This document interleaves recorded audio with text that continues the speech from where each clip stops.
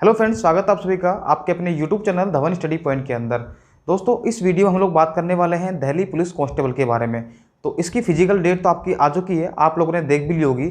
तो फिजिकल के बाद में आपका डॉक्यूमेंट वेरिफिकेशन भी होने वाला है। तो डॉक्यूमेंट वेरिफिकेशन के अंदर कौन कौन से आपके डॉक्यूमेंट्स आपको चाहिए होंगे, तो इस वीडियो हम लोग बिल्कुल डिटेल में समझेंगे, क्योंकि बहुत सारे स्टूडेंट सिर्फ और सिर्फ डीवी के अंदर फेल हो जाते हैं। तो मैं नहीं चाहता कि आप लोग यहाँ पर पहुँचे हो, इतनी स्टेज आपने क्लियर की है, एग्जाम आप क्लियर करोगे, उसके बाद फिजिकल क्लियर करोगे और आपको उसके बाद अगर डीवी भी निकाल दिया जाए तो बहुत दुख होता है, क्योंकि इतनी स्टेज क्लियर करने के बाद में फिर डीवी में निकलना अपने आप के लिए बहुत ज़्यादा एक दुखदायी होता है, पीड़ादायक होता है। तो इसीलिए हम लोग इस वीडियो में आपको बनाया है कंप्लीट। इसके अंदर हम लोग डिस्कस करने वाले हैं कौन कौन से आपके डॉक्यूमेंट चाहिए, आपका सर्टिफिकेट जो है वो कितने साल का पुराना होना चाहिए, कब तक वैलिड होगा, नया चलेगा या नहीं चलेगा। लाइसेंस के बारे में बात करेंगे, लाइसेंस कितना पुराना होना चाहिए, लाइट व्हीकल चलेगा, बाइक का चलेगा, गर्ल्स के लिए चलेगा नहीं चलेगा। तो ये सारी की सारी बातें हम लोग यहाँ पर करने वाले हैं। तो अगर आप लोग चैनल पर नए हैं तो चैनल को सब्सक्राइब कर लें, बेल आइकन जरूर प्रेस कर लें, ताकि आने वाली अपडेट के बारे में आपको पता लगता रहे। साथ में वीडियो को लाइक करके जरूर जाना। अगर आपको और भी कोई अपडेट चाहिए तो आप मुझे कमेंट सेक्शन में बता सकते हो, अगर आपको कोई भी डाउट होता है तो। साथ में आप मुझे टेलीग्राम पर फॉलो कर सकते हैं, आप धवन स्टडी पॉइंट के नाम से आपको मिल जाएगा। आप मुझे इंस्टाग्राम, फेसबुक कहीं पर भी फॉलो कर सकते हैं, आपको एक ही नाम से मिल जाएगा, धवन स्टडी पॉइंट के नाम से। ठीक है, तो हम लोग वीडियो को शुरू करते हैं अब। तो क्या क्या डॉक्यूमेंट चाहिए, सबसे पहले हम बात करने वाले हैं देखो दिल्ली पुलिस कांस्टेबल के बारे में। तो पहले आपका फिजिकल होने वाला है। अब फिजिकल के बाद में क्या होगा कि आपको क्या क्या चाहिए, देखो पहली बात तो इसमें आपकी जो क्वालिफिकेशन है वो क्या क्या चाहिए। देखो आपके पास क्या क्या होना चाहिए डॉक्यूमेंट्स में। देखो एक तो आपके पास में 10+2 बिल्कुल क्लियर होना चाहिए। 10+2 जो है ना आपका बिल्कुल यहाँ पर पास होना चाहिए आपको, क्योंकि ये 12th बेस पर है पेपर आपका। तो 10+2 आपका यहाँ पर बिल्कुल क्लियर होना चाहिए। लेकिन जो आपका सर्टिफिकेट है 10+2 का जो आपने पास किए है वो 7 सितंबर 2020 से पहले पहले आप लोग क्लियर हो जाना चाहिए। अगर आप उसके बाद में पास होते हैं या उसके बाद आपका सर्टिफिकेट आता है तो वो आपका नहीं चलेगा। ठीक है ना। तो साथ में आपकी 12th की मार्कशीट और सर्टिफिकेट दोनों आपके पास में होना चाहिए। अगर दोनों एक साथ हैं तो कोई दिक्कत नहीं है, अगर अलग अलग है तो आपको दोनों लेके जाना है। ठीक है ना, बस इतना ध्यान रखना आप लोग। उसके बाद करते हैं देखो लाइसेंस। सबसे ज़्यादा जो डाउट आते हैं वो आते हैं लाइसेंस वाले भी आते हैं इसके अंदर। तो लाइसेंस आपका कौन सा चलेगा। देखो सबसे पहली बात तो गर्ल्स के लिए तो कोई लाइसेंस की ज़रूरत नहीं है आपकी। ठीक है ना, गर्ल्स के लिए कोई भी लाइसेंस की रिक्वायरमेंट नहीं है, तो गर्ल्स वाले तो बिल्कुल फ्री रहें। बात करते हैं लड़कों की, बॉयज़ की। तो बॉयज़ के लिए लिखा हुआ है, देखो उसमें फॉर्म में साफ साफ लिखा हुआ है कि आपको लाइट मोटर व्हीकल चाहिए। लाइट वो इसका मतलब होता है अगर आपके पास बाइक का है तो भी चल जाएगा, आपके पास कार का है तो भी चल जाएगा, और आपके पास अगर हैवी है, ठीक है ना, बड़ी साइज़ का आपका जो आता है, आपका जो बड़े ट्रक वगैरह होते हैं या फिर आपके जो हैवी मोटर व्हीकल होते हैं आपके पास में, ठीक है, तो कोई सा भी आपके पास में लाइसेंस है तो वो चल जाएगा। लेकिन दोस्तों एक चीज़ बता देता हूँ, अगर आपने अभी तक लाइसेंस नहीं बनवाया ना, और अगर आप लोग अब लाइसेंस बनवा रहे हो, तो आपको पता है कि 1 महीने के बाद तो आपको कम से कम आपका लर्निंग बनता है। ठीक है, तो लर्निंग लाइसेंस बिल्कुल भी नहीं चलने वाला। लर्निंग लाइसेंस जो है आपका बिल्कुल भी नहीं चलने वाला है। आपके पास लाइसेंस तो आपके पास में लर्निंग लाइसेंस तो आपको बिल्कुल भी नहीं चलेगा। आपके पास में सिर्फ और सिर्फ आपका परमानेंट लाइसेंस होना चाहिए। अब चाहे वो बाइक का हो, चाहे कार का हो, चाहे हैवी का हो, ये बात आपको ध्यान रखनी है। ठीक है, चलो हम लोग फिर आगे बढ़ते हैं। आगे देखो सबसे बड़ी बात आती है डॉक्यूमेंट्स की। तो बहुत सारे स्टूडेंट को डॉक्यूमेंट में दिक्कत रहती है कि सर कौन सा डॉक्यूमेंट चाहिए, कौन सा नहीं चाहिए, कौन कौन से आईडी प्रूफ चाहिए। तो इसके बारे में हम लोग देख सकते हैं यहाँ पर। देखिए सभी डॉक्यूमेंट्स की फ़ोटोकॉपी चाहिए आपको, कम से कम आपको 2-2 फोटोकॉपी आपके पास में होनी चाहिए। ठीक है, और उसके बाद में देखो आईडी प्रूफ, ये बहुत ज़्यादा इंपॉर्टेंट है। अब वैलिड आईडी फोटो प्रूफ आपके पास होना चाहिए, और साथ में आपके पास में 2 पासपोर्ट साइज़ की फ़ोटो आपको लेके जानी है। अब देखो आईडी कौन कौन सी होनी चाहिए आपके पास में। पहला है आपके पास में पैन कार्ड। तो पैन कार्ड आपके पास में होना ही होना चाहिए, मतलब इनमें से एक होना चाहिए। अगर आपका पैन कार्ड है तो वो चल जाएगा, ऐसा कंपलसरी नहीं है।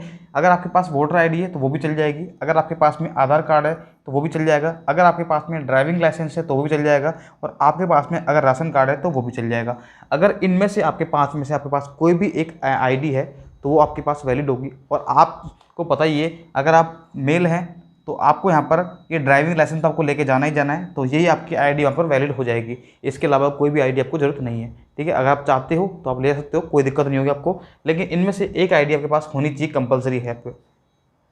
चलो आगे आते हैं हम लोग। देखिए अब आता है सर्टिफिकेट की बात। दोस्तों सर्टिफिकेट के रिलेटेड बहुत सारे यहाँ पर हमारे पास में डाउट्स आते हैं।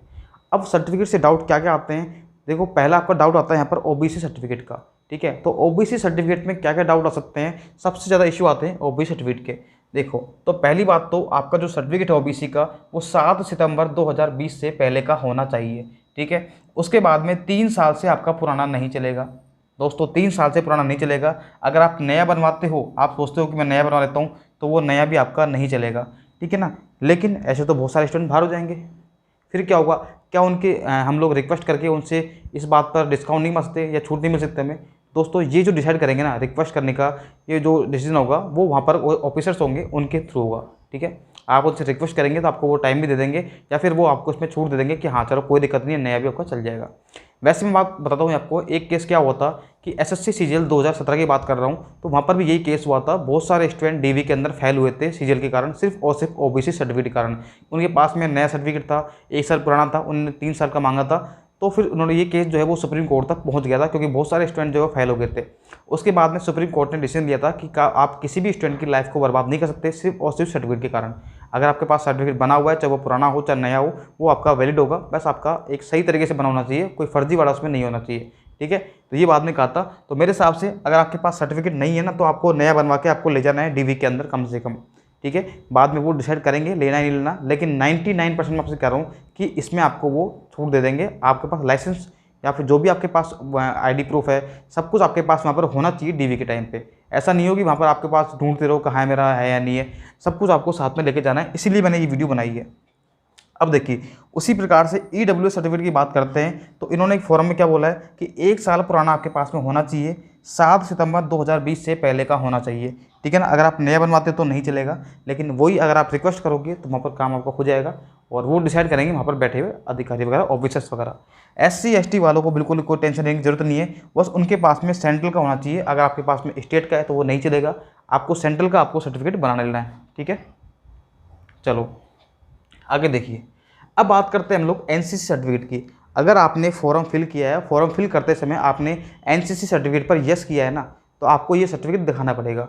और ऐसा नहीं है कि आपको दिखाना ही पड़ेगा, अगर मान लीजिए आपने गलती से यस कर दिया है और आपके पास सर्टिफिकेट नहीं है तो भी कोई दिक्कत नहीं है, ठीक है ना। कोई भी आपको दिक्कत नहीं है, लेकिन आपने भर रखा है, चाहे आपके पास A कैटेगरी का हो, चाहे B कैटेगरी का हो, चाहे C कैटेगरी का हो, आप वहाँ पर दिखा सकते हैं। और आपके साथ में जो आपका सर्टिफिकेट है वो 7 सितंबर 2020 से पहले का होना चाहिए। अगर आपने सर्टिफिकेट आपका बाद का है तो वो नहीं चलेगा, ठीक है ना। आपने बाद में अप्लाई किया तो वो नहीं चलेगा, ये बात आप ध्यान रखना। चलो अब देखिए हम लोग, अगर मान लीजिए सबसे बड़ी दिक्कत कि आपने फॉर्म भरा और फॉर्म भरते समय आपने नाम में गलती कर दी, आपने सरनेम में गलती कर दी, आपने DOB में गलती कर दी, आपने एड्रेस में गलती कर दी, या फिर छोटी मोटी गलती आपसे फॉर्म में भरते समय हो गई, तो अब क्या आपको वहाँ से बाहर कर देंगे? बिल्कुल नहीं करेंगे। उसके लिए आपको क्या करना है, उसका भी सॉल्यूशन है। देखो, आपके नज़दीकी कोर्ट में जाना है आपको, और आपको एक एफिडेविट बनवा लेना है, ठीक है। एफिडेविट में आपको जो भी गलती हुई है उसको आपको उसमें मेंशन करवा देना है, ठीक है, और साथ में ओरिजिनल आपको दिखा देना है। उससे बाद आपको कोई भी इशू नहीं होगा। तो आई होप मैंने आपके सारे डाउट्स यहाँ पर क्लियर कर दिए। और सर्टिफिकेट से अगर आपके फिर भी कोई डाउट है आपके, तो आप मुझे इंस्टाग्राम पर, फेसबुक पर, ट्विटर पर या कहीं पर भी आप मुझे मैसेज कर सकते हैं। धवन स्टडी पॉइंट के नाम से आपको हर जगह मिल जाऊंगा मैं, आप सर्च कर लेना, कहीं पर भी आपको मिल जाऊंगा, ठीक है। और आप मुझे वहाँ पर मैसेज कर सकते हो, चाहे इंस्टाग्राम पर हो, चाहे फेसबुक हो, चाहे वो कहीं पर भी हो आप लोग को।